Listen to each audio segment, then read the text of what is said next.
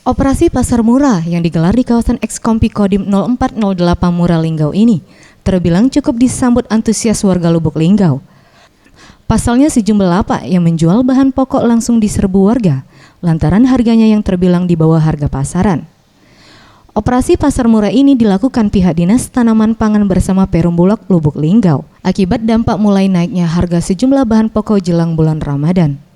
Pantauan tim liputan di lapangan, sembako yang dijual di pasar murah ini cukup beragam, mulai dari harga beras yang dijual untuk jenis medium Rp9.000 per kilonya dan beras premium seharga Rp12.000 per kilonya.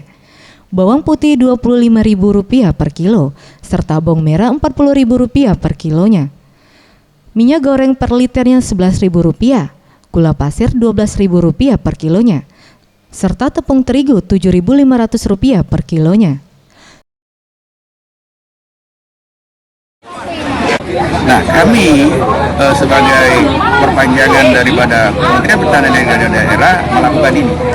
Jadi kita menyampaikan kepada masyarakat bahwa pangan untuk Kota Lubuk Linggau itu apa? 9 bahan pokok kita jual di sini. Jadi namanya pangan itu 9 bahan itu harus tersedia.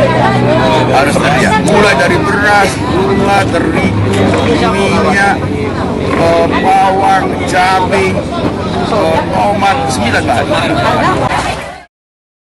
Sejumlah warga mengaku dengan adanya operasi pasar murah ini sangat membantu dan terbilang terjangkau, sehingga warga berharap pemerintah segera menstabilkan harga sembako di pasaran.